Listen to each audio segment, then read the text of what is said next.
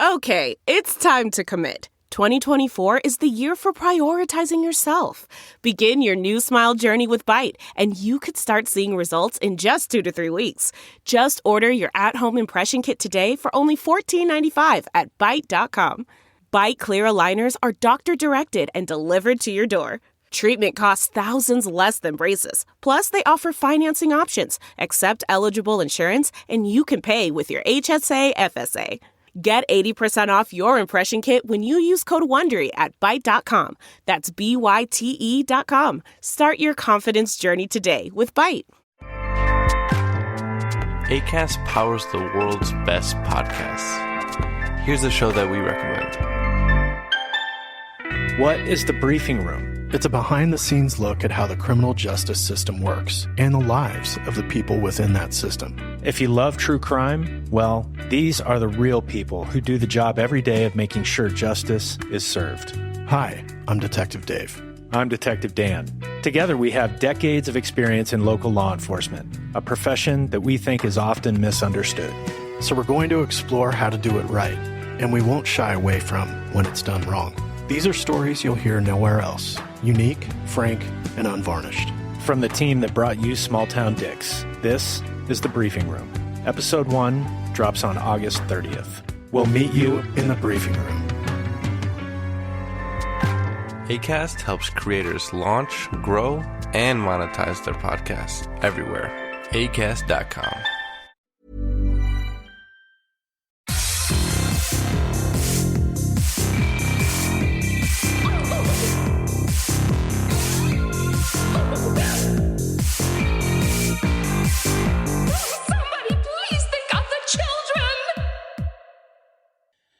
And welcome back to Scarred for Life, the podcast where we open up old wounds by looking back at the films that scared us as kids. I'm Terry. And I'm Mary Beth. And each episode, our special guest brings with them a movie that traumatized them as a child.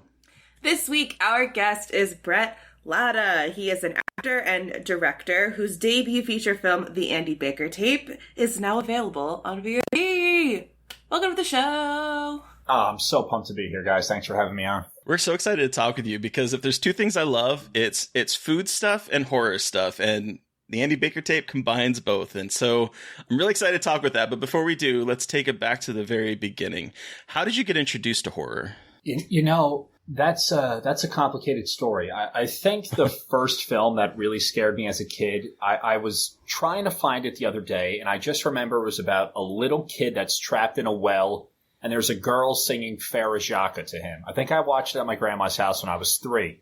And I looked it up, and it's this Disney movie. I think it's called Doll of Glass or Child of Glass.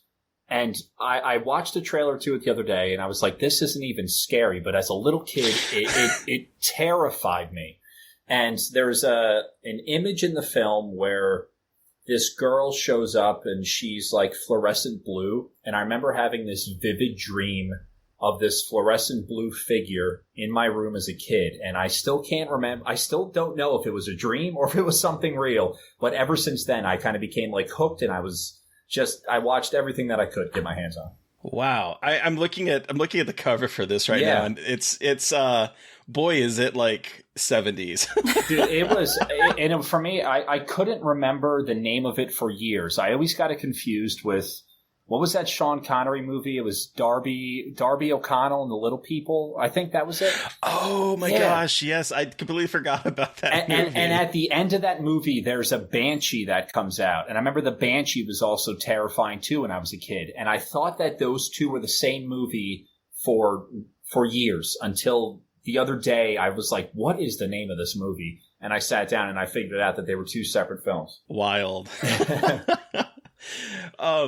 So Child of Glass was like your first memory of seeing like something that was terrifying to you. Terrified me, Did you watch a lot of horror as a kid, or did you stay away from it? Yeah, I did. You know, like one of the first movies that my mother showed me was Alien. And I remember that she turned off the chest buster scene when that came on. I think I was like 3 or 4 years old. Holy cow. Yeah, but I wasn't allowed to see the chest buster until I don't know, maybe when I hit puberty. But I remember watching that, and you know, horror. I was more of like a psychological thriller person, but I think that and horror go hand in hand. So the films that I was initially drawn to were the ones that kind of crept under your skin in a different way. And then I felt that like the classic horror films, like all the Freddy's and, Friday the 13th, that was never really my wheelhouse until I got a little bit older and I started to appreciate them for what they were. But I liked really dark psychological thrillers. That was kind of what I gravitated towards. As a kid, you like dark psychological thrillers? Always. And I'll tell you where that came from, because my grandmother was a Chesterfield cigarette model. So in like the 1940s and 50s, they were like the classic, she used to model with Ava Gardner and doing all the hand modeling.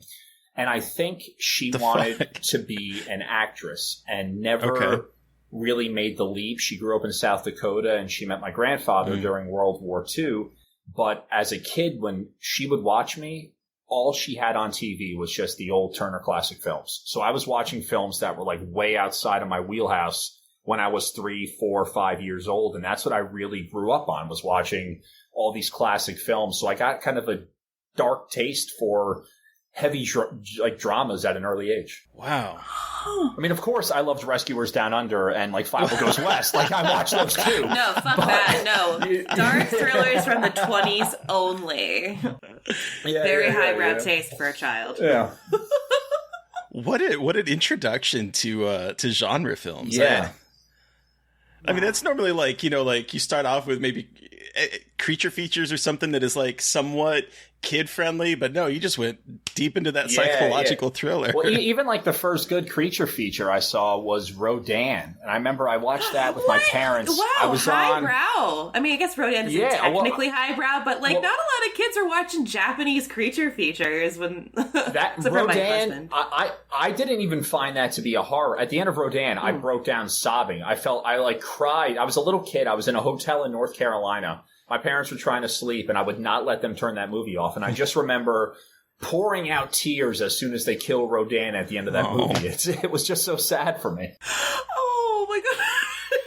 Yeah. Well, so were you easily scared as a kid? Like, was it easy to freak you out? Yes and no. Like, I was always a sucker for jump scares, and that still gets me to this day. It's like, and that's when I bring up my film, it's some of those moments that really gets me. But like, I have a really active imagination, so when I know something is going to happen, my brain projects like, what's going to happen, and then I kind of work myself up, and that's when I scare myself. Like, even movies that aren't even scary, I can get scared by, because my brain kind of spirals of like, this is going to go here, this is going to go here, where's this going to go, when's it going to happen? And that's when I kind of ignite, and then I get myself more worked up, then the film actually works me out. Okay. And that was the same as a kid. Is that you as an adult as well? I think it's the both. I think, it's like we're just an evolved version of our 4-year-old selves. Yeah. Do you remember some of your like favorites in horror or your psychological thrillers as a kid? Oh yeah, as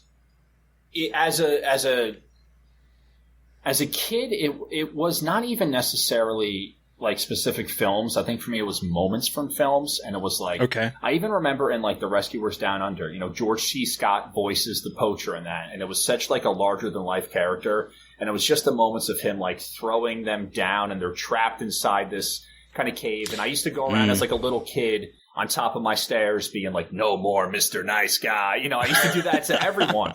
So it was just moments like that got me excited. Of course, like films like Alien. When I saw Alien 2, I guess they're kind of like sci-fi horror.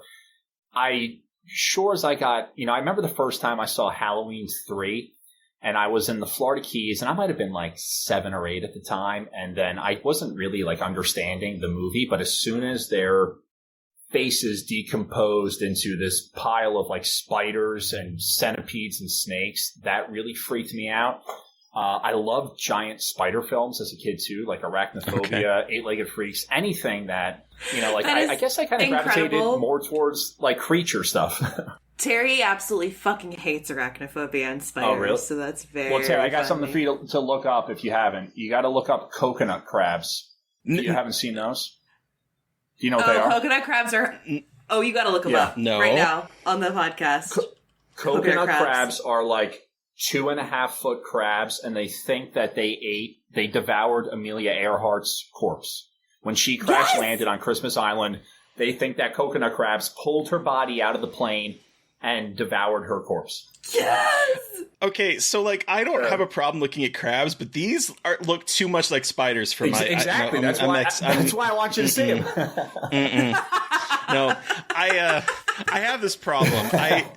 Listeners will know this. I can't even look at a picture of a real spider. Like real spiders, it doesn't matter if it's in my room or on a screen. I just can't look at it. Yeah, I have no problem with CG spiders, like eight-legged freaks. Once they get to the giant spider and they're computer generated, doesn't bother me. Anything real, and those look too much like spiders. I can't. I'm noping out of that. They're horrifying. Well, like I said, I think I got into like spider stuff as a kid. I used to spend a lot of time in the Florida Keys, and I remember going through. The Mississauga Indians lived in this park called Flamingo. And my parents took me on this nature walk through Flamingo. And I remember like stopping and my mom coming over to me really gently and being like, stop for a second. And she brushed something off my chest. And I guess I walked through a golden orb weaver web. And golden orb weavers are, I'd say they're like 6 inches in diameter. And that was on me. I used to be terrified of spiders. Then I had this vivid dream that I was in a bathtub. I think I might have been like 8 at the time. I'm in a bathtub and this giant tarantula is just crawling all over me. And in the bathtub, I have this baseball. Crawl out of his own skin. Dude, this is where it gets really weird. I had this baseball bat in my hand and I kept trying to stab at the tarantula with the baseball bat and I couldn't. And then somewhere in the dream, I finally hit its abdomen and it exploded. And I woke up from that dream sobbing because I realized that the spider was just trying to play with me. And since then, I can't kill any kind of insects. I can't kill spiders. Like I'll kill flies since they annoy the fuck out of me, but I cannot kill a spider. I can't relate, Brett. I can't relate. Play with you. Oh my god. Lay its eggs inside of you. Yeah, that's its idea of playing. Maybe. Well, I hope not. Oh man.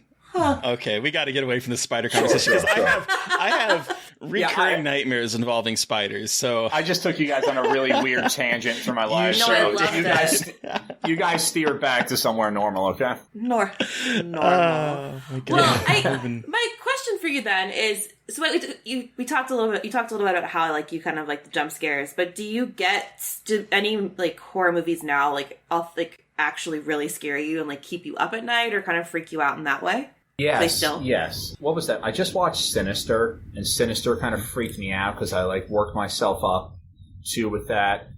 I was in college when I saw this, and the first time I saw Paranormal Activity, the first one, I got home from the movie theater. I saw it with my friend Cody Mildy. I was living in a single dorm by myself. My TV started sparking. And that kept, I turned on the lights. I could not fall asleep. All I thought about was the wife in that movie just wandering around the campus of my college, thinking that she was there. So it's films like that kind of creep me up. Like, I haven't seen anything lately, that... I mean, I just... When I was researching for the Andy Baker tape, I watched Megan is Missing. And that really... The ending of that is just such a graphic visual. And the idea of what happened to that girl... I don't want to spoil it for people who haven't seen it, but that kept me awake because I was just thinking, like, if you're this girl and you're trapped like that, that has to be the worst thing in the world. Terry, have you seen Megan is Missing? Mm-mm. Well, that comes with a tight disclaimer, so it's a big trigger warning for anyone to watch it. I just bought it on Blu-ray because I'm insane, but but it is one of the few movies that I had to stop watching because it upset me so much. Yeah. And then I went back and watched it again later, but there's a moment in the middle of the movie that like they show a photo, and I watched it in high school, and I would not revisit it for years because that image was seared into my head. I slammed my computer shut. It upset me so much, and I don't do that very often. Is that the one with like... They're not trash cans, but like... Yes, I think so. Yes. I think I've seen like that image of her nose. Of her nose. Maybe. Why am I doing no? No, that's a different part. But I know what you. No, I mean, but that image. that's the part. That's the part that scared me with her nose. But the barrels there's a bunch of stuff to do with barrels, like at the end and with the lake. Okay, that's what I thought. I think I've seen an image of that. You have, since that goes online. It's the viral image of when I mean, I don't want to ruin it for people who haven't seen it, but when he pops open the barrel and you see what's inside the barrel real quick, it's just like that quick blip on the screen, and it just like gets inside you, and that scared the hell out of me. Bad. Yeah. Bad. Yeah. Bad. I've just seen that image online, and it's like, what the fuck? We kind of talked about it. So was the last film that really scared you, Megan is Missing? No, you know what? I think before that, I saw, this is true, you just reminded me. I went to go see The House That Jack Built at the IFC in New York. And I wouldn't even say that The House That Jack Built is a horror per se, but some of the elements in House That Jack Built, especially the scene when he's with not Siobhan Fallon, but when he's hunting the kids. And that disturbed me so much. There's a Chinese bakery that's next to the IFC in New York, and I left the movie theater and I went to go binge eat at that Chinese bakery. I had like 3 cream rolls and like an egg custard because I was so my body was on such an adrenaline spike from being so worked up from that I had to find a way to kind of take myself down. So it's that's not even necessarily horror. It's like the psychological elements of what's going on, and that's what really kind of freaks me out. I hate that movie. House that Jack Built? I hate that fucking movie so much. But that's another podcast. Anyway. So you mentioned as a kid that you were drawn to the psychological, thrillers and horror and that kind of stuff. Is that still true as an adult? 100%. The films that I like a lot now are definitely heavy genres or heavy dramas. And I'm trying to, films like Funny Games. That's what scares me. Even that film, what was that movie that came out? It was Amore. I forget. It was, the about the two, one? The other hand, about it's dementia. the older couple. Yes, and they start taking care of each other during dementia. And I have such, this is so bad, but I went to go see that movie, and it's obviously an emotional trip.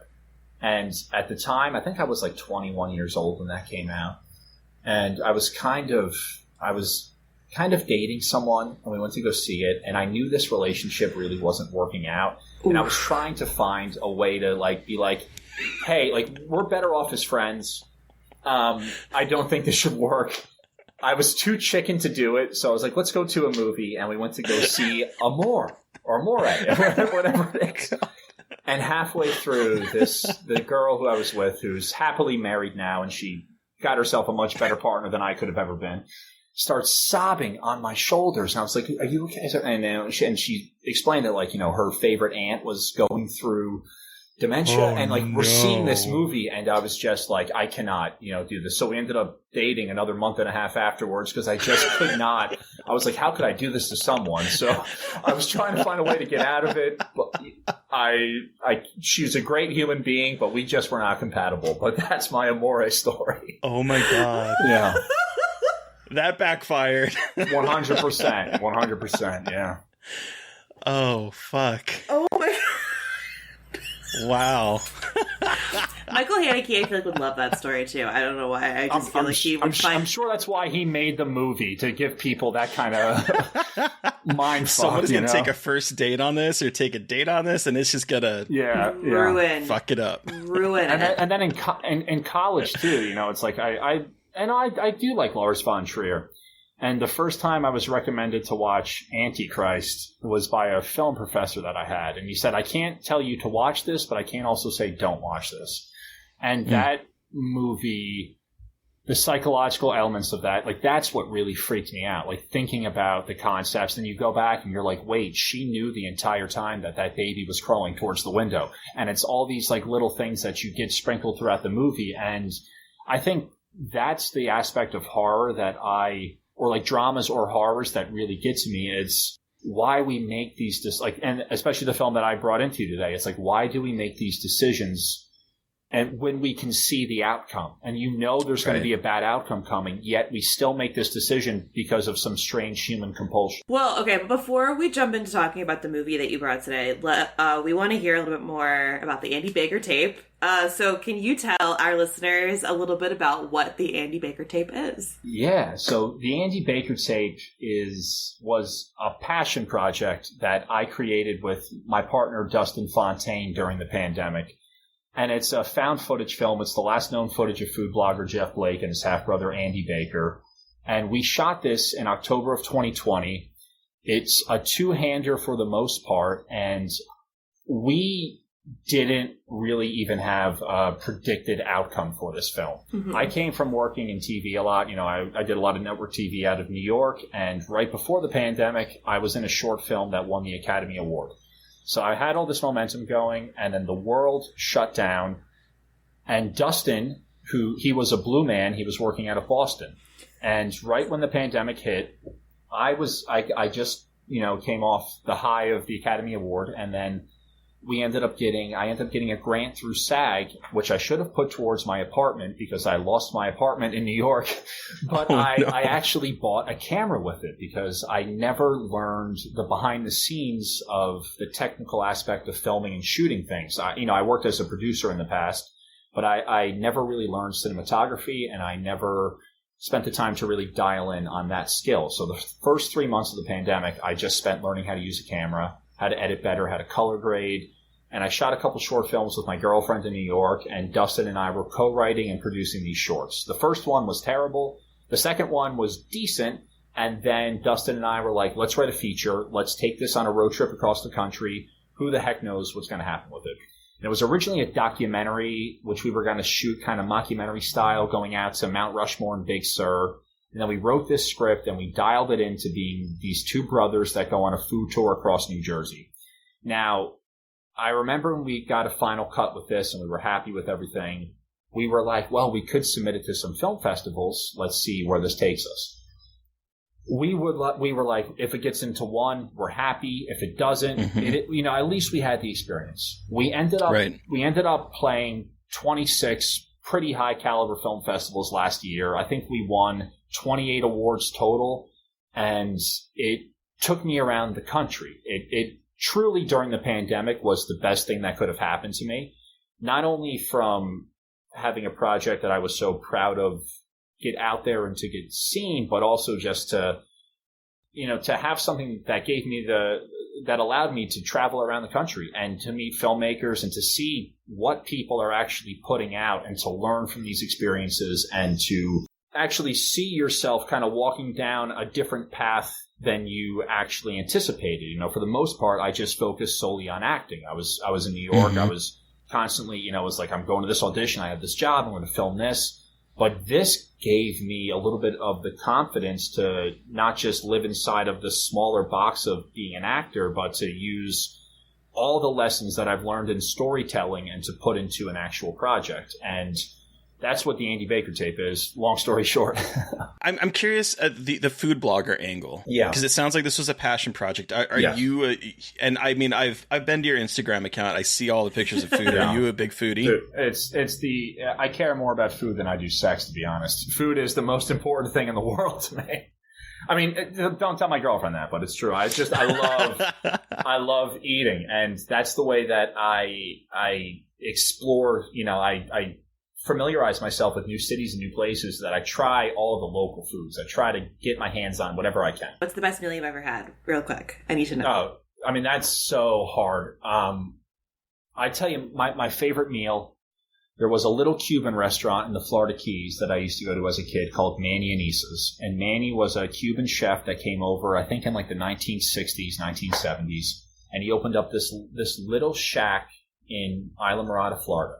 And it was the most popular place in town. It was just fresh off the boat fish, black beans and rice. They had this dessert called natilla, which was this just delicious Cuban, really light cinnamon, almost like a rice custard. I get wet dreams from this meal all the time. It's like my favorite thing.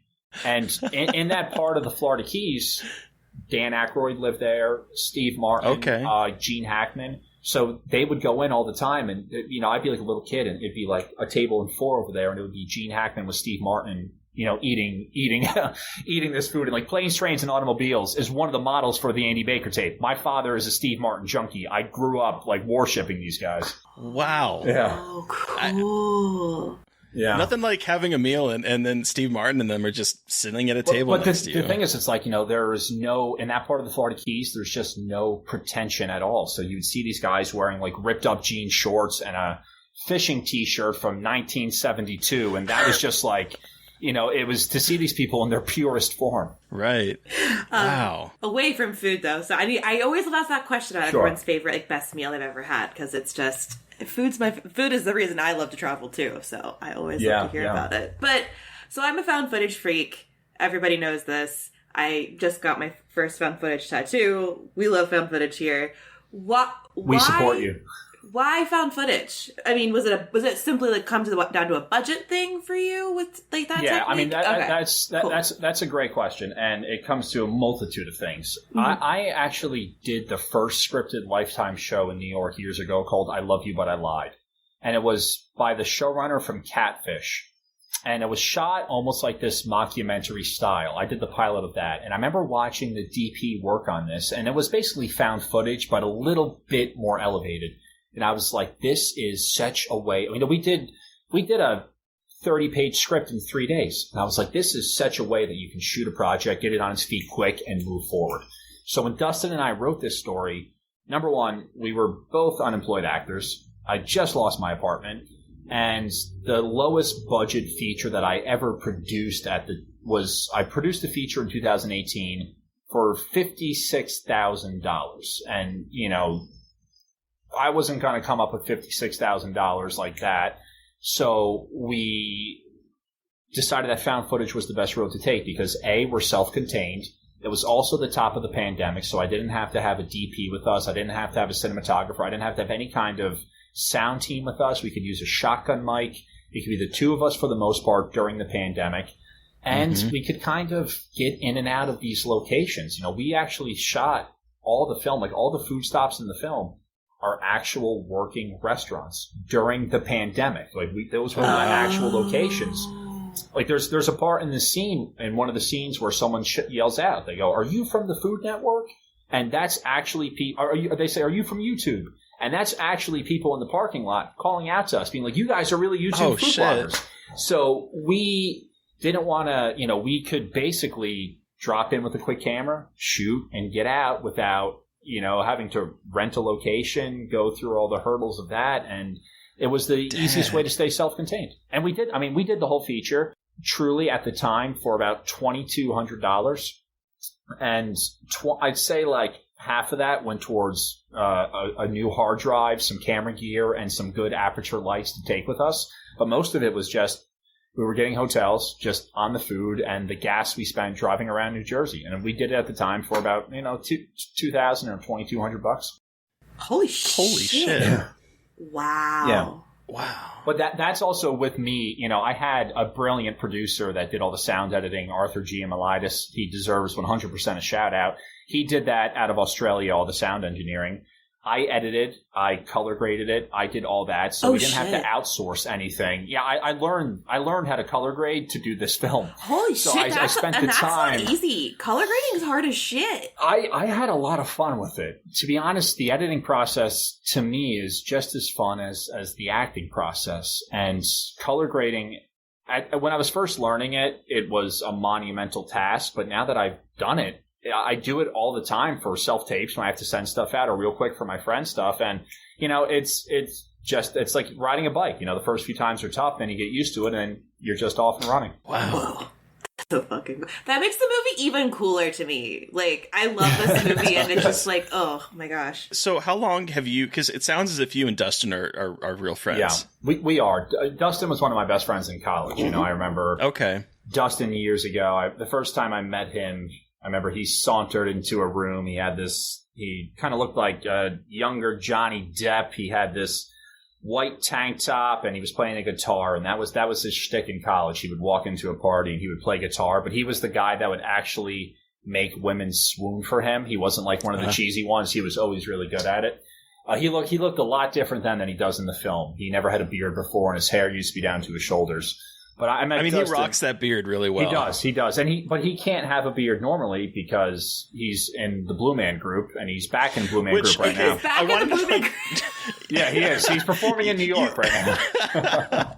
Wow, that's wild in and of itself. Yeah. The entire story behind this movie is actually, like, the more details you share, I'm like, I'm sorry, what is this? Like, that's a movie in and of itself when a blue man and an actor come together to make a movie. Well, we give some homage to the Blue Man. You know, like there's the one scene in the beginning where he's kind of like drumming on the side of the water tower, and that's all like a tribute to his Blue Man Group roots. And he always was the kind of guy that could just we'd go out to like lunch and he'd be throwing up chicken nuggets and catching it in his mouth, and he had those skills from an early age. And Blue Man, he's just fantastic. Wow.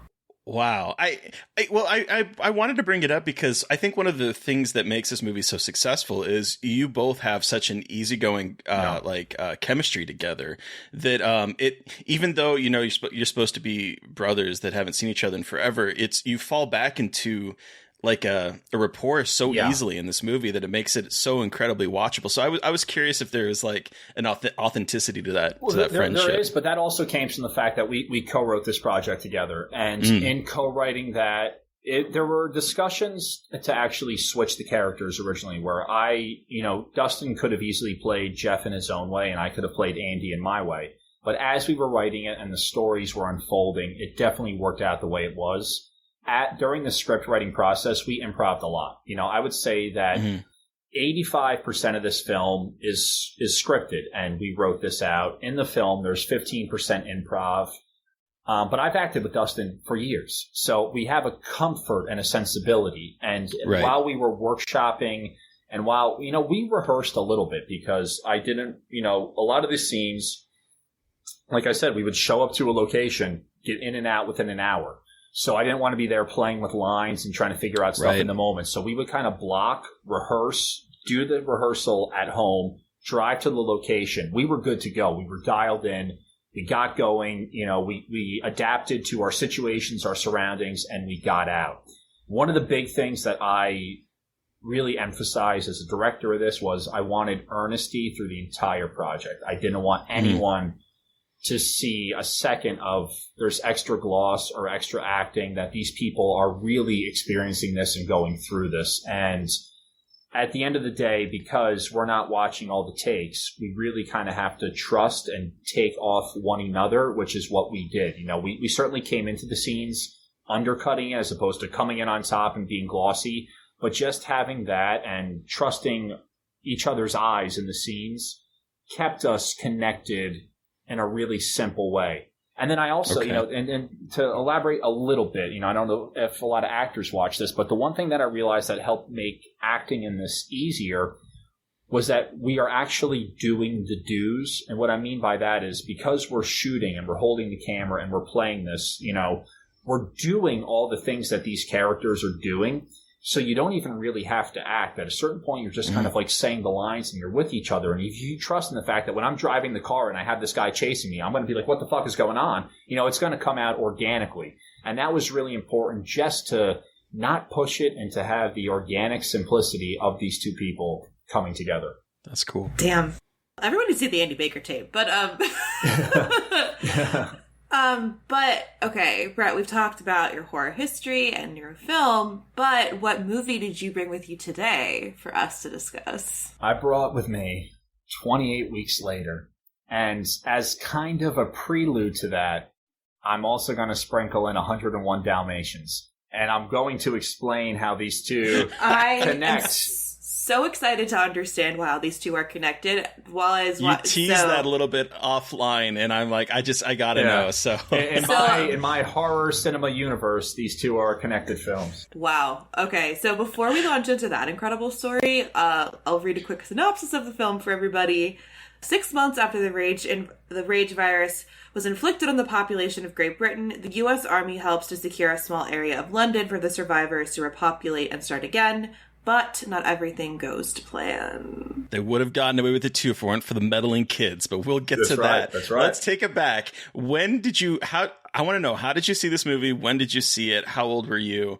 Why is this your Scarred for Life movie? Yeah. Give us your horror story. So, I feel like I've been rambling on when I do this podcast, so if I go for too long, cut me off and shut me up. But I first saw this film. It came out in 2007. I saw it in high school with my friend Jeff Cafone, and I loved the first one. The first one was horrifying to me. Specifically, that moment in the trailer in the first one when you see the zombie infected with rage at the window and he breaks through. That moment terrified me, and that freaked me out. When I saw this film, you're going into it and you think you're going to see a zombie movie, okay? The movie became so sickly twisted for me when the government starts actually shooting the pedestrians too. And you have like the civilians and you have the government. So you have, and you have powerhouse actors in this film. It was Idris Elba's like one of his first big roles. And that's before Idris Elba was Idris Elba. And he's playing this general that's forced to make this decision I have to do the right thing. We have to kill everyone. And I remember watching that, and when they're sniping out all the innocent bystanders running through, I got such a pit in my stomach of being like, you can't trust when shit hits the fan, you can't trust anyone. I mean, that was one of the things that really got me about the movie. It's also, the movie handles such deep themes, The opening scene is Robert Carlyle and his wife, and they're in this they're in this shelter, and he's talking to her about he's going to keep her safe, he's going to protect her. All of a sudden, the horde rushes in. They have to run out. Robert Carlyle's separated from his wife. He jumps out the window, and he leaves her with the horde. And there's this great scene where Robert Carlyle looks up. She looks down at him. You see the betrayal in her face, and you see the remorse in his face, and he runs. And it's the question that asks. It's like, what would you do in this moment? What would we do if we're in a room together and a fucking horde of zombies breaks in, your loved one's on the other side of the room, you can't do anything to save her. Do you die too? Do you run away? What's the virtuous thing? And there's no right answer. That's what the film has. It's like no matter when you're faced with these circumstances, there's no way out for any of these characters, because even if you escaped, that character, Robert Carlyle, for the short time he's left alive in the film, is mentally tormented the entire time, and he deals with that.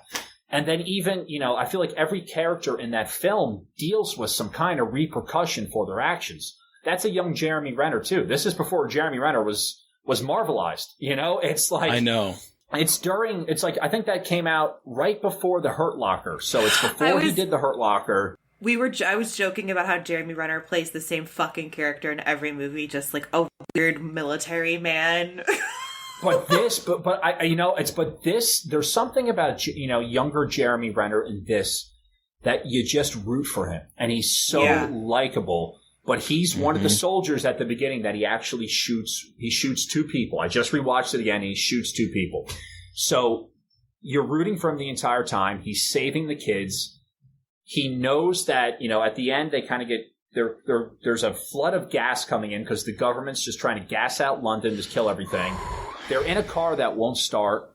There's kids in the car. It's Rose Byrne, who's another powerhouse actress. Jeremy Renner makes the choice to get out of the car, get it behind and push it. Meanwhile, the government's coming in from behind with flamethrowers, and he knows that if he doesn't get the car out, these kids are going to die.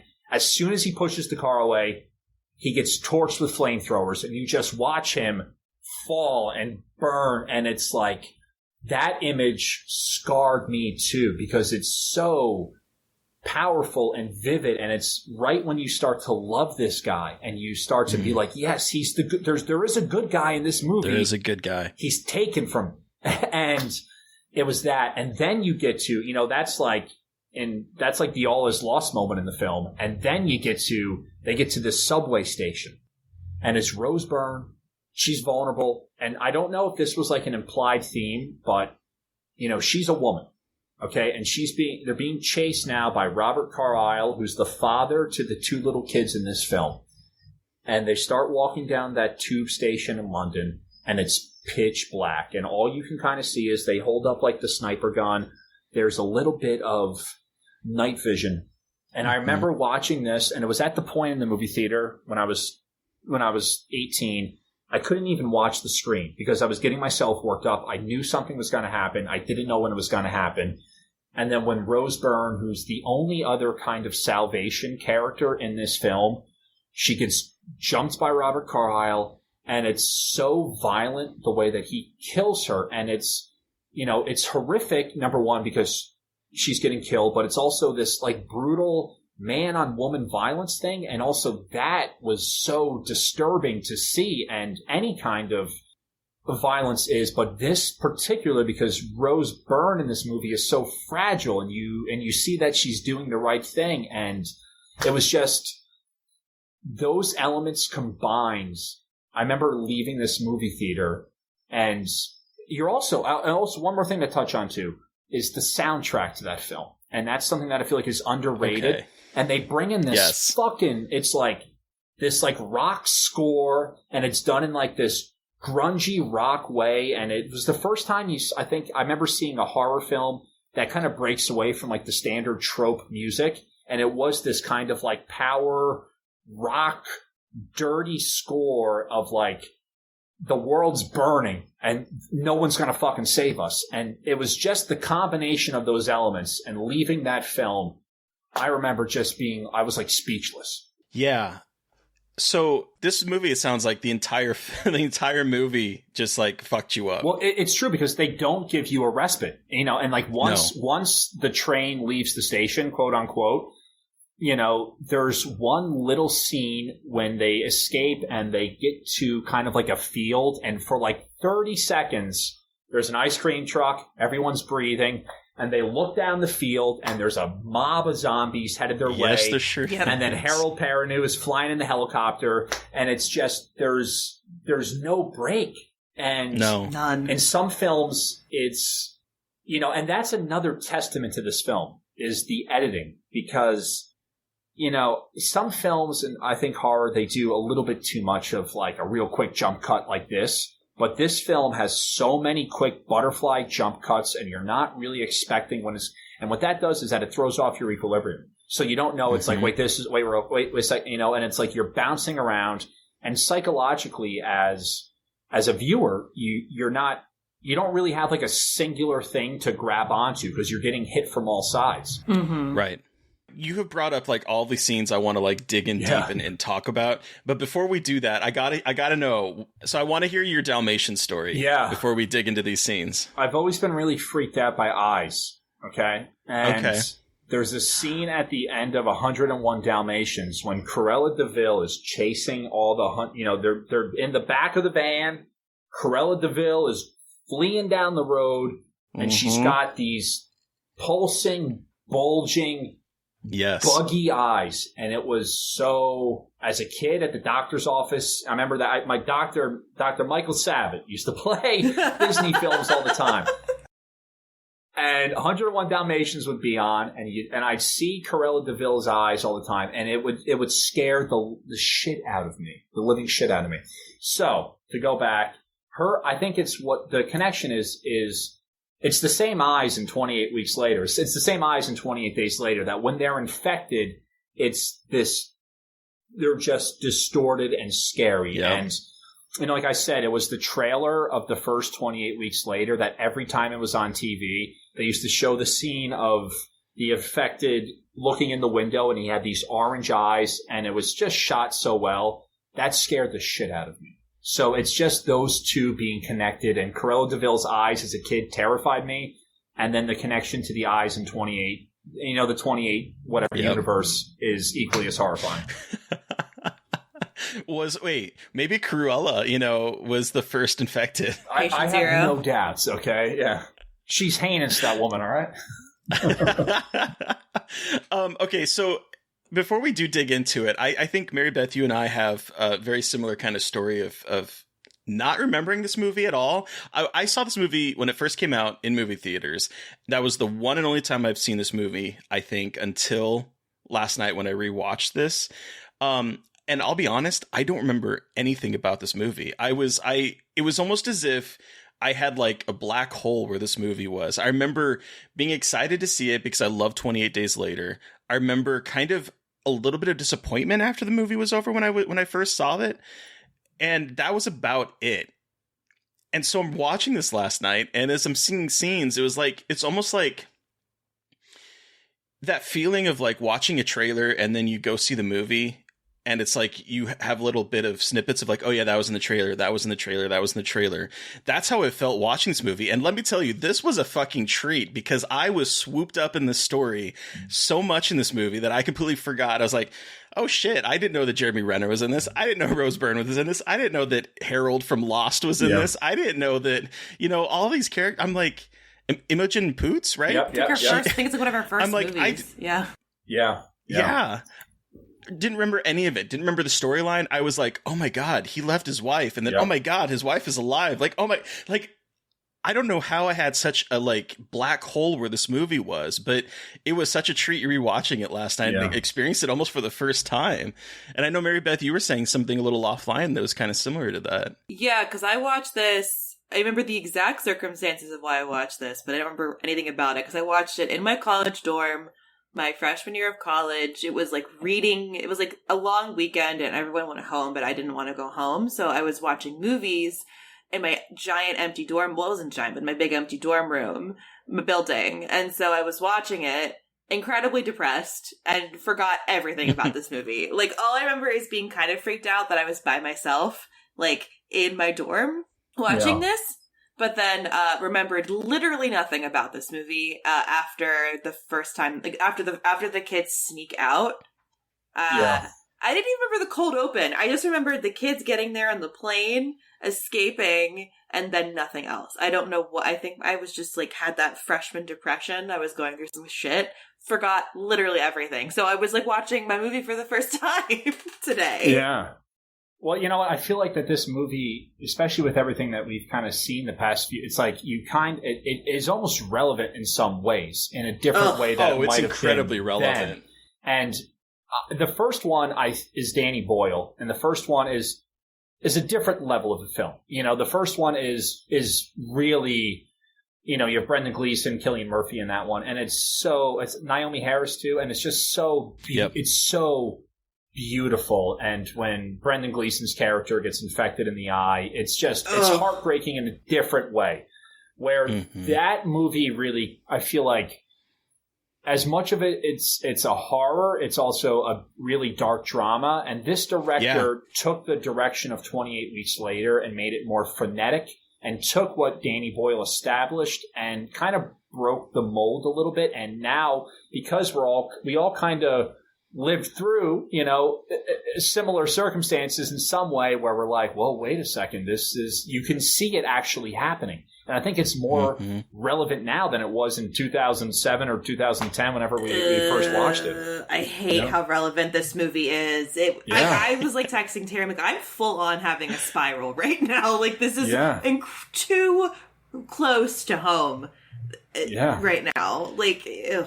I think this kind of speaks to the artistry of this film, because back then it was a really good kind of metaphor for the kind of Iraq War, for instance, because like I believe it was, I did a little bit of research, and I think it was like the year before is when, Saddam Hussein was dethroned and then was eventually executed. Bush was saying, mission accomplished. Yeah, we have fixed the area, and then as we know now, it didn't fix the area. It just opened up a vacuum where even more violence where what happened. And so I'm watching this now and I'm thinking, okay, this is definitely a very clear indication of the kind of way we are dealing with the American exceptionalism, the idea of American exceptionalism going into other places and thinking that we are going to be able to solve things with military might. And so I see that aspect of it, and I'm like, this is actually a really smart kind of critique of that time period. It's optics versus substance, and it's like, I feel like they kind of use the same device and don't look up in a way too. It's, you have this kind of figure, you have this, the Elon Musk or whatever I want to say, but whoever, what's his name? the great Mark Rylance's character in Don't Look Up. He's supposed to be the guy that is going to be able to manage and save this all. And then when that finally falls apart, you realize that you can't trust that. It's like there's so much optics and there's so much of an idea of we're going to build up this force and we're going to give the media, the attention to this. And at the end of the day, when it comes down to the action of what's really working, it falls apart. And that's what I think this movie is really good at kind of dismantling, as you were saying. But now watching this, as we are in like year 3000 of COVID, all I kept thinking about was like everything was working, everything was fine, but then these fucking kids disobeyed what they should be doing and went out for selfish reasons, sorry to say, and ended up causing the zombie apocalypse to like come back in and come back. And I'm watching this now as we're, dealing with like spikes in COVID, and we think, think we're at like a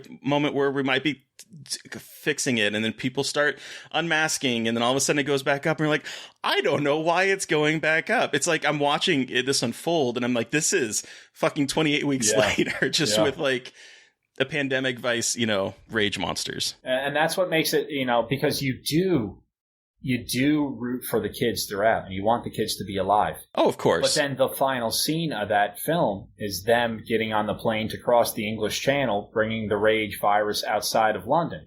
And then you're like, well, wait a second. Fucking the world now up. We're all fucked, So, and that's why I know that they've been talking about a 28 months later film for years. Yeah. And I don't know. I would love, I feel like it's one of the better, it's not really a franchise, but like one of the better horror tunnels that I've been down. And I would love to see this come full circle and see what the next, if we can have 6 Jurassic Park films, we can have it 28 months later. Please. Seriously. But I think... Okay, I want to bring it back. Oh, sorry, go ahead. You go. No, please go. I already forgot what I was about to say. I left that quickly. It's Monday. We went over this, Terry. All right. It is Monday. I'm telling you. I do. Okay, let's go back to the opening scene. Yeah. Because I feel like this cold open is like a perfect mini movie. Like you could just have released this and it would have been a perfectly self-contained story. But what I love about it is that it basically is a thesis for the movie. It's setting up everything. It's a kid that comes inside that brings the horde of zombies with them. It's the parents chasing after that kid. He's like, my parents became the zombies and they're coming after me, which is something that happens in it. It's this like idea that they have this little safe house in the middle of a zombie pandemic all around them, and they're acting as if like life is going on. Yeah, it's a meager existence and they're all like closed in, but they're trying to, well, we have wine. Oh, this is a good age of a wine. Or we're making pop, making all this kind of stuff while outside is going to hell. And then one small little crack in the surface and everything comes crashing in.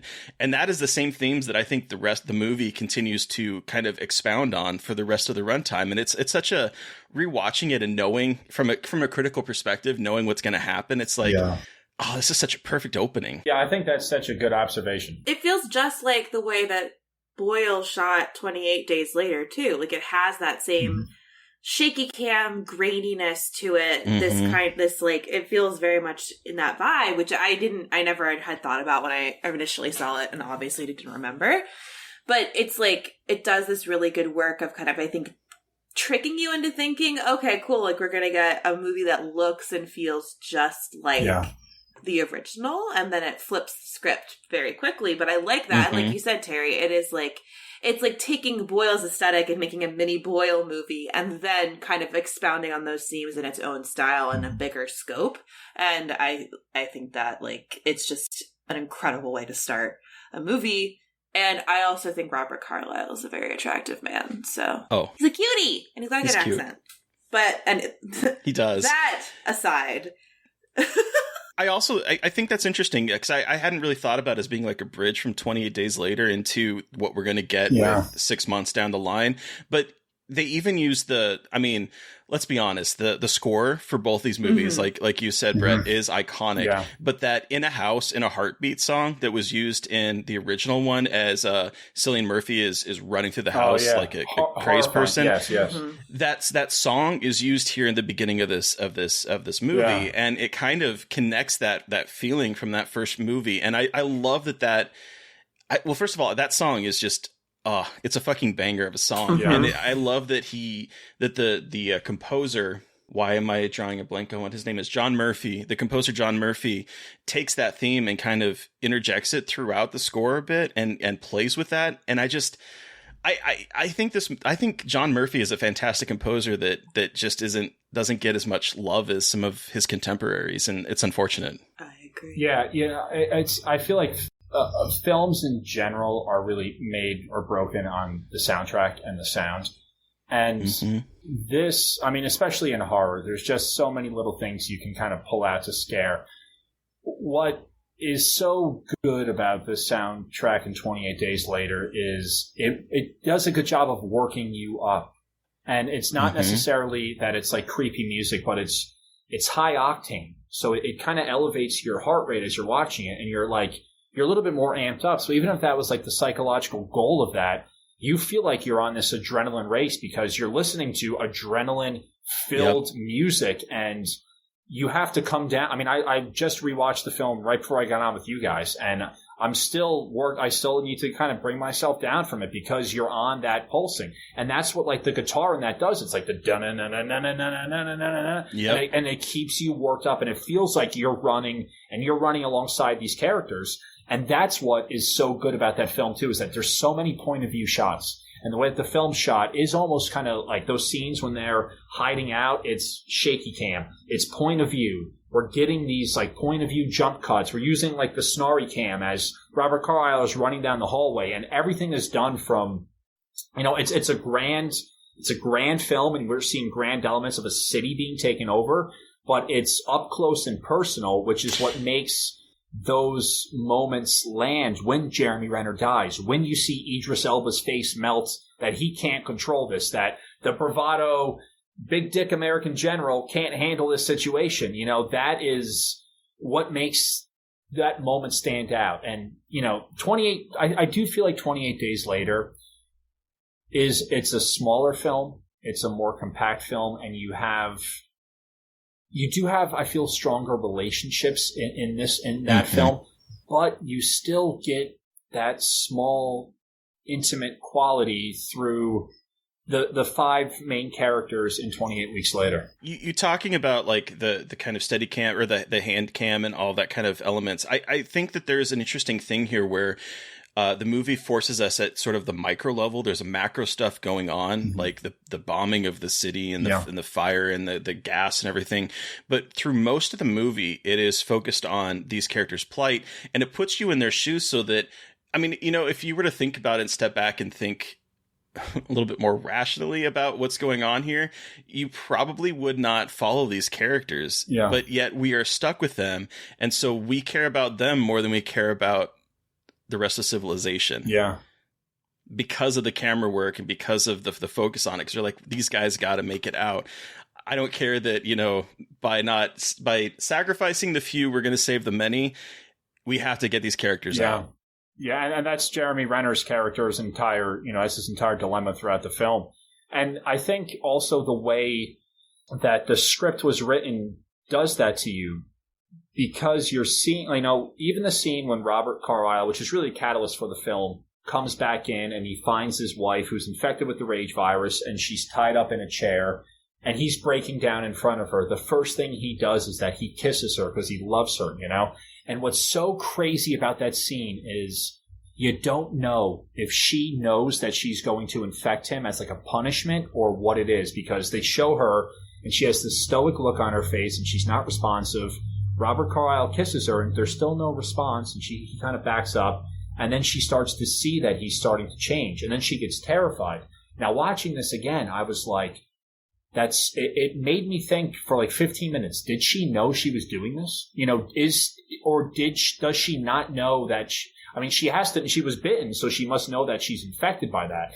But it's the little personal touches of the way that they kill people in this film too. Like when Robert Carlyle kills her, and you're watching this man who just professed love to this woman that he just apologized to, and he brutally murders her, and he sticks his thumbs through her eyes. That's taken from the first one, and it's their homage to the first one, but it's such a personal and vulnerable and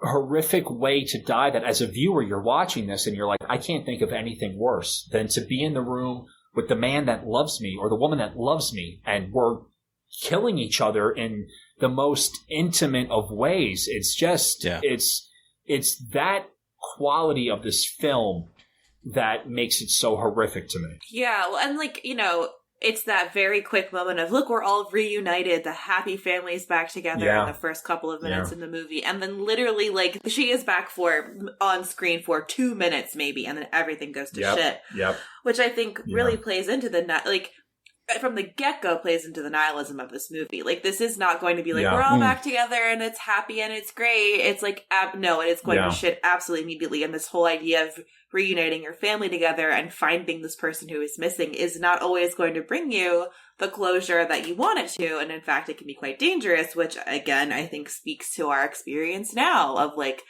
wanting to go back into the world, wanting to reunite with family and friends that we haven't seen, and like how something as intimate and innocuous as a kiss can be so deadly. I mean, like, I had COVID and I didn't know I had COVID, gave my fiance a kiss, then tested positive and fucking freaked out. Like, you don't know, like, what one thing could do to giving someone COVID. And, like, I remember leaving the city. I left New York in June of 2020, and I was going to I rented a small beach house at the Jersey Shore. My grandmother was down there. And it was for weeks. It was like, do I go over and say hi? Like I wanted to see, my grandmother was 96, I wanted to see her, I was always very close with her. And finally, once I was down there and I was kind of quarantined, I was getting over to see her. But I just remember thinking, like, if I get her sick or if someone close to her that comes over gets her sick, it would be the worst feeling in the world to take that. But yet you want to, my grandmother's 96 and I wanted to be there and give her love during a really dark time. And she was wanted to see me, and she didn't really understand like why, what the ramifications were if I were to get her sick, and it was, I remember just those thoughts it was a mental struggle for, weeks. What I think I've been trying to think why I didn't like this movie when I first saw it, because as watching it now, it like is firing on all cylinders for me. And I do wonder if it's because there wasn't as much of a distance between 28 Days Later and this one, whereas now it's like years later and I can watch it like disconnected from them, because while I love 28 Days Later, I think it is a fantastic film. I haven't seen it in a while. Yeah. So I'm watching this one and I have vague memories of 28 Days Later, but I'm watching this as its own thing. But thinking about it, because I had to actually go look on Wikipedia to remind myself how 28 Days Later ended, the first one.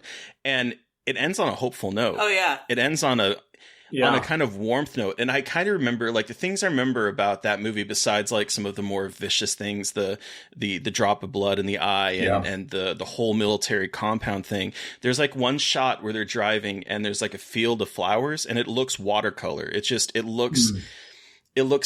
doesn't look real, but it gives this warmth. And there's, like, an empathy that I think Danny Boyle puts in a lot of his movies. Yeah. And going from that to this is like the opposite side of the coin. This movie is not, it's not empathetic. No. It's not, there's no sense of heartwarming. There's no sense of humanity in this film. Everyone is trying to basically get by and trying to do, I think you said at the beginning, Brett, like trying to do what they can with no choices. Like any choice they make is a bad choice, and having to like live with that. And so I think that there's like, I think looking back on this now, it feels like the perfect kind of opposite side of the coin to that first movie. And I can't imagine them making a movie any other way than they did with this one, because it's so fucking nihilistic. I mean, I think by basic film school, 28 Days Later is a better film, and they're both great. Mm-hmm. But 28 Days Later has a full picture, and I highly doubt they were planning on making a sequel. I'm sure they were going to it was going to be a one and done, and it was great. And then it was so successful that, they were able to take the elements and draft it into a sequel. If we're talking about style, I know, because now that I understand color grading, I'm watching a lot of these scenes, and I'm realizing how much is actually shot day for night in this, and how actually unnatural some of the colors are in this.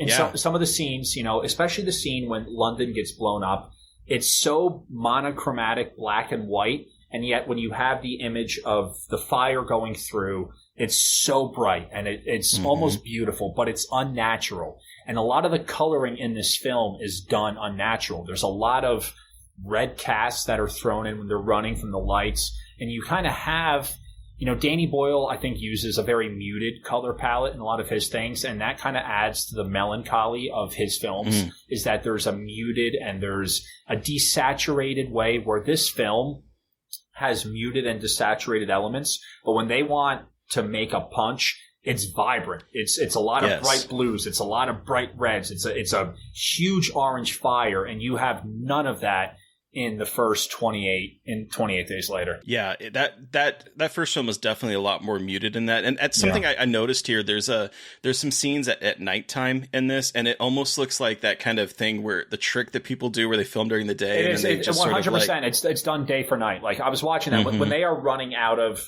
London and the sniper is shooting at them, and Jeremy Renner holds the mirror up. That is 100% day. It's day for night, because there's a really dark blue overcast in the shadows. They're using like an orange, it's like teal and orange color palette, but a little bit muted with darker blue colors. And I was like, that has to be, from understanding it more, it has to be day for night. And who knows if they wanted to shoot that, but a lot of this movie is done in the dark. And that's what makes this movie so scary, is that all the, when the outbreaks happen, it's nighttime. When they have the moment of respite, that's during, it's sunrise and it's sunset, but then they go right back into going into these horrific underground tunnels, and it's very dark. And that, that's actually, ironically, it's something that we did in the Andy Baker tape when we shot a lot of that. Was a lot of the dark elements in the Andy Baker tape, it always happens at night, and we wanted to have really dark elements with that. And our film was a mix of planes, trains, and automobiles and the Blair Witch. So the planes, trains, and automobile scenes, that's all done in bright sun. That's like, we're having fun on that. And it was a conscious effort to make the dark elements done in really dark color, muted color palettes. I used a very monochromatic, the last 30 minutes, I changed the color grading to be a very monochromatic kind of tone. And I'm sure that the better guys are doing it, what I did, but much better. So, Mary Beth, I am curious, because when we get to the point where they're in the subway and Scarlett, I think is her name, the character's name, is leading them with the night vision sniper rifle. Were you getting like Wreck vibes from that? Wreck and The Descent. I got more like The Descent. I got more like The Descent, only because of like how The Descent uses those found footage vibes. I thought the same thing watching it today. That's so funny. I thought of Descent. Yeah, and like I love, especially from this era, because like 2007 was like found footage, like was like kind of the resurgence was like kind of gathered around that time period. So it's so cool to see when movies use the night vision like this, and it's like these really effectively terrifying moments. And it's just, and one day I'll write a book solely about movies that use found footage in them, not just found footage, but these segments. But well, like we get like whispers of that too when you see the sniper scope through a lot of the beginning of the movie. Yep.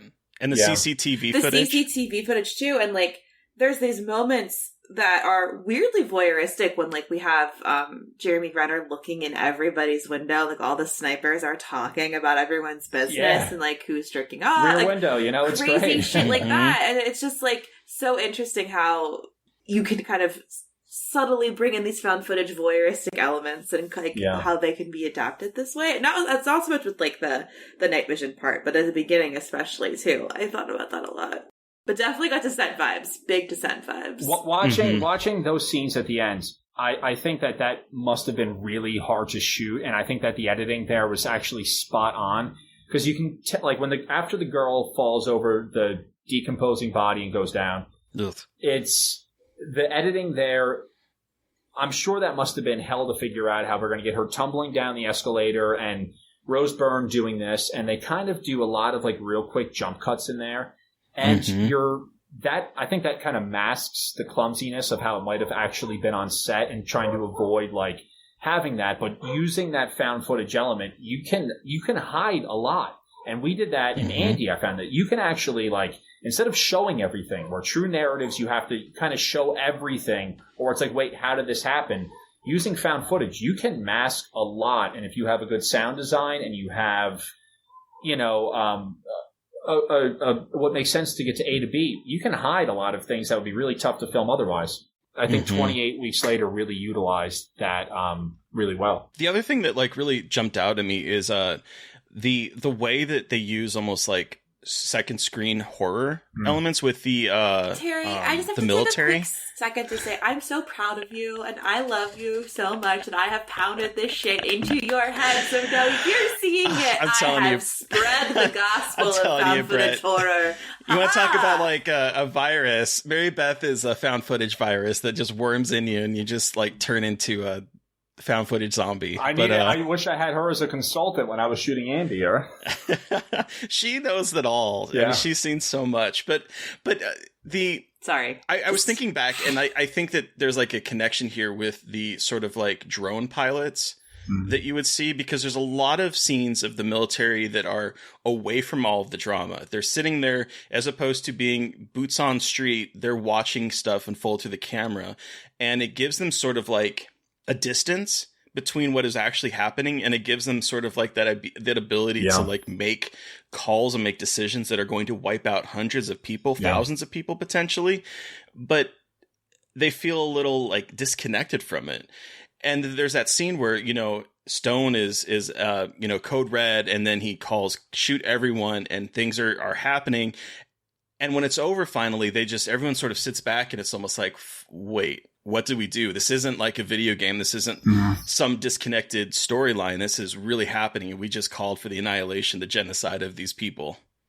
It's horrifying. Yeah. Yes, Terry, I'm sorry. My Alexa was just going off. Alexa, stop. I don't know what triggered that. If I interrupted what you were saying, I'm so sorry. No. I was like, someone's smart home is going off. So did we trigger it talking about? I don't know how to turn it off. Every day at 5:18, I get this horoscope that comes in. It's like my recurring nightmare.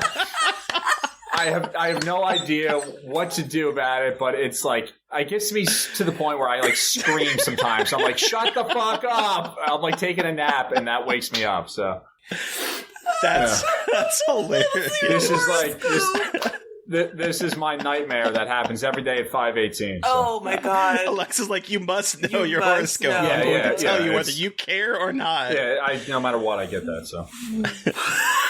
Oh my god. Where were we? I think Terry just had like a beautiful epiphany about the film, and we kind of got distracted by horoscopes. But no, drone warfare, the horror of seeing things, and yeah. Well, it's like the idea of realizing that your parents are flawed. You know, it's like the first time you have the realization that someone that like we trust in the government to protect us. And in this, it's like what you were talking about is when you see those guys are like, wait, is this actually coming down the pipeline? And they're scared shitless. That affects you as a viewer because you're like, well, the people that we entrust to keep us safe and protect us, they don't know what they're doing either. And I remember that, you know, it's like when I was in that stage where you start to actually realize that your parents have flaws, you know, and they're not just like this overarching authoritarian voice. That it was a similar feeling in watching that movie. And I think that everyone that watches that can identify with, you know, seeing the authority figure be stumped on what is actually going on. Now, I do have, before we start moving into wrapping up, I do have a question because I had a note of this and I had highlighted it. And then you actually brought it up early on in the discussion, Brett. If we were in Don's shoes back at the cold open, what would you have done? That's a really hard question, you know, and it's because we're so, I would like to think that the hero in me would do that. But, you know, I had this incident when I was in London once, and this might give away something about me, but a man fell onto this station on the tube track. Ironically, this is London too.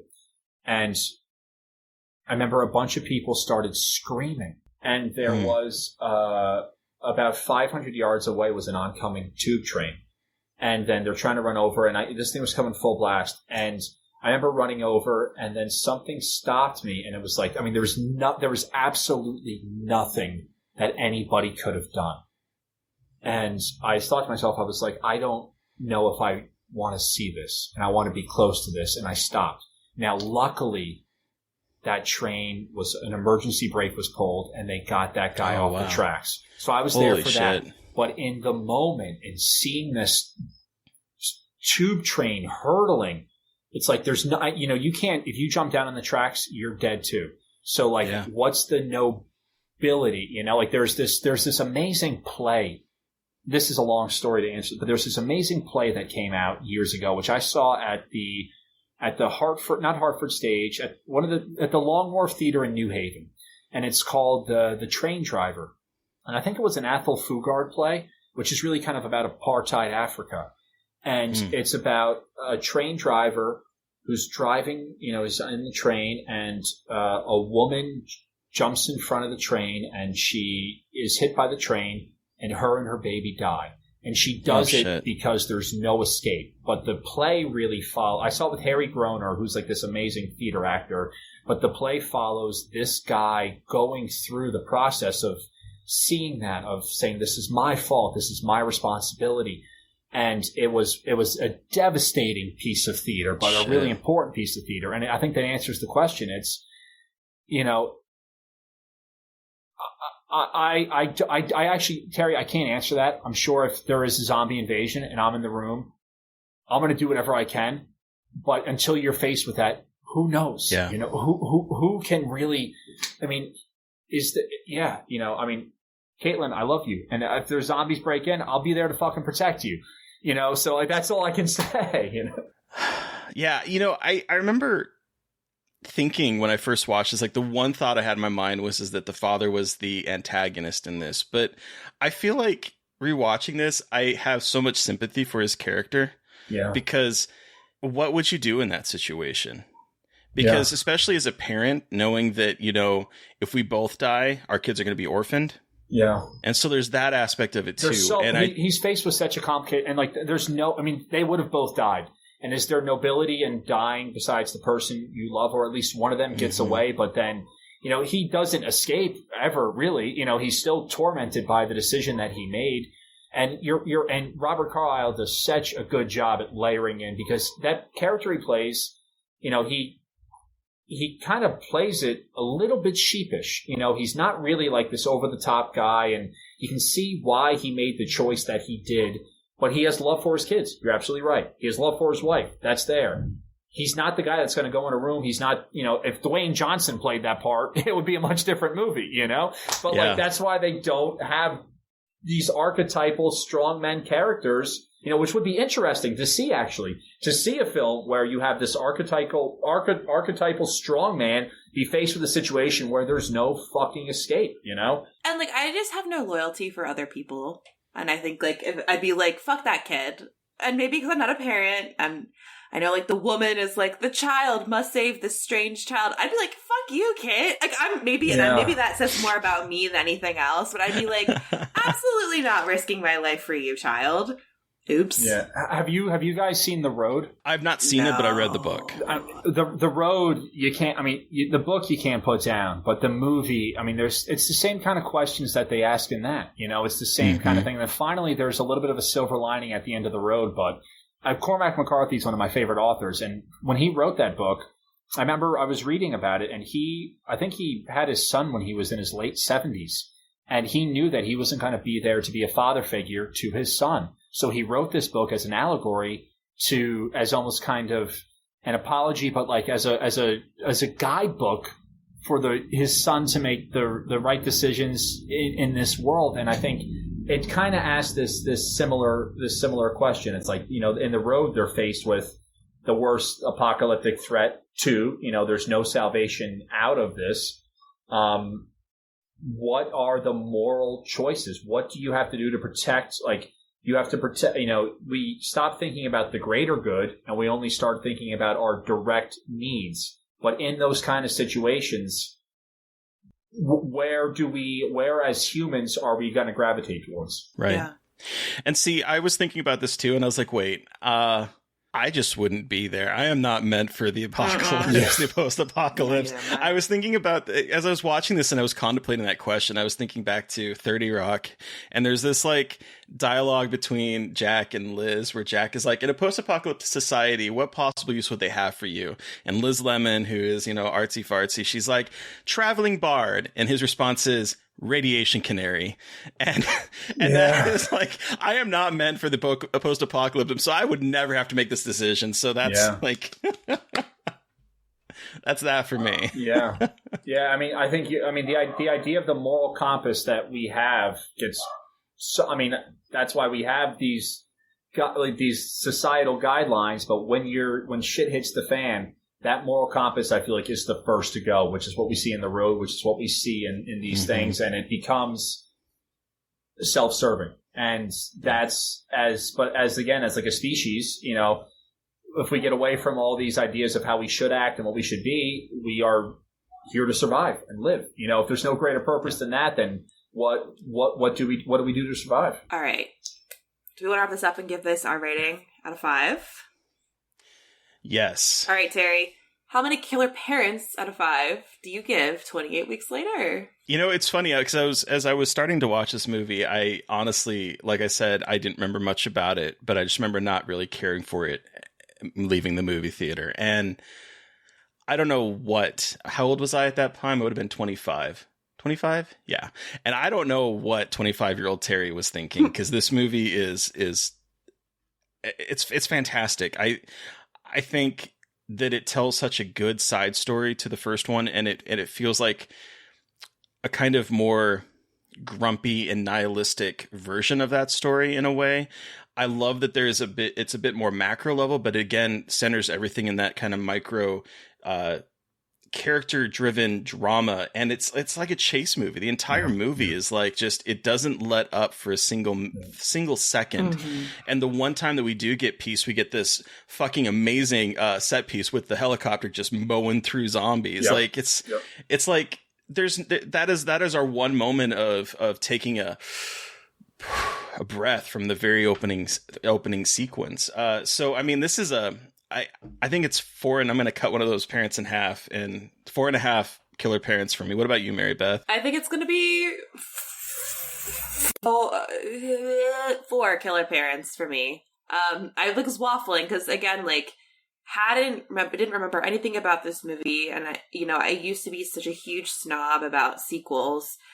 28 Days Later, it is an incredible movie. It was one of my favorites for a very long time, so I automatically thought 28 Weeks Later was just going to be horse shit. Which is probably why I didn't pay as much attention to it, which is why I don't remember anything. But chastising myself for that perspective now, and especially with what's going on recently, it feels so relevant. But again, that nihilism, we talked about, you guys mentioned this earlier, but I feel like Danny Boyle was trying to make his own version of a zombie movie, and this one feels a little bit more like trying to be a more what you would kind of expect from a zombie movie, but with a much more nihilism, kind of harkening back to Romero Day nihilism, not contemporary. Yeah. So there's this really interesting kind of harkening back to the original zombie film, more so than I think 28 Days Later did. Because there's always this debate about whether or not they're zombie movies, whatever, the rage virus, et cetera, et cetera, et cetera. But this one to me... It's pulling from that zombie genre. Yeah, but this one to me feels more like a zombie movie, I think, formulaically, which is not a bad thing at all. But I think and again, it's trying to stick out from what Danny Boyle created before, and I think I didn't appreciate how much it was trying to stand on its own 2 feet, and how well it actually does accomplish that. So this has got to be 4 killer parents out of 5. Jesus Christ, this movie is brutal. Good Lord. Anyway, Brett, you have the final word. How many killer parents out of 5 do you give 28 Weeks Later? Yeah, I there is so many good parts in this movie, and there's just rewatching it again. There's so many things that stuck with me. I give it a 4-2. So I give it a killer, and I give it a severed leg.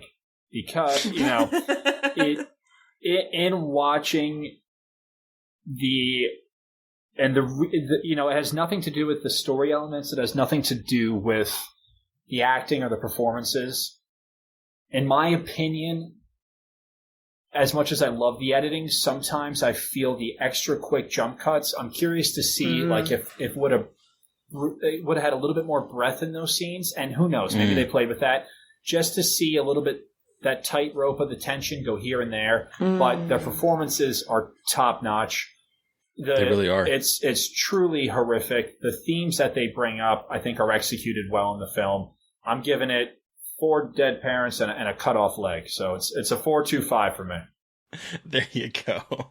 Oh, man. Well, thank you so much, Bret, for joining us and having me rewatch this movie after, 15 years, 14 years? Math is hard. Where can listeners find you, and what do you have coming up that you can share? Sure. Listeners can find me. My name is Bret Lada. It's spelled BRETLADA. Everyone spells it with 2 T's. So my Instagram is Bret Meets World. My website's bretlada.net. You can search. I'm in a bunch of different shows on Netflix right now, like the things that have been out over the years, so you can watch some of that. It's all on my website. My film, which I'm really excited about, the Andy Baker Tape, premieres August 5th through Terror Films. Then we kind of have a wide release on August 12th through different platforms. And on August 19th, Kings of Horror puts us on that network.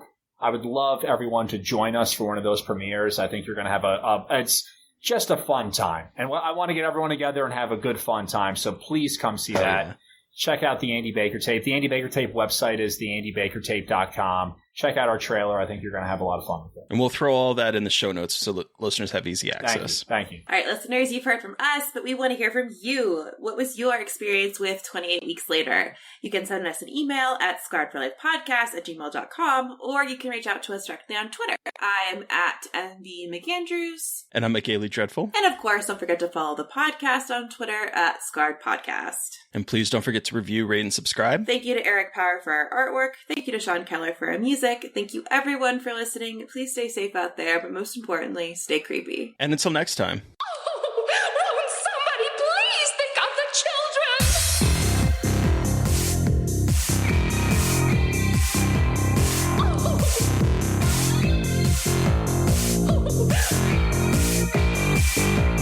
Somebody please think of the children!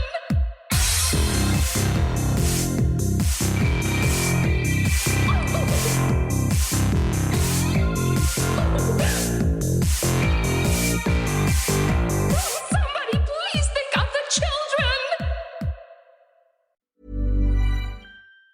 When you pick up some scratches, cause you want a fun break, the playful way you scratch is the next choice you should make. You can make your dog's leg kick and scratch with that. You could even grab a laser pointer and use your cat. You can build yourself a homemade scratching machine, or use a piece from your chess set. Go ahead, grab the queen. Scratch like a DJ with your record player. A cactus could scratch off that scratchable layer. Cause when it comes to scratching, there's a million playful ways. Thanks to scratchers from the California Lottery, a little play can make your day. Please play responsibly. Must be 18 years or older to purchase, play, or claim. Acast powers the world's best podcasts. Here's a show that we recommend.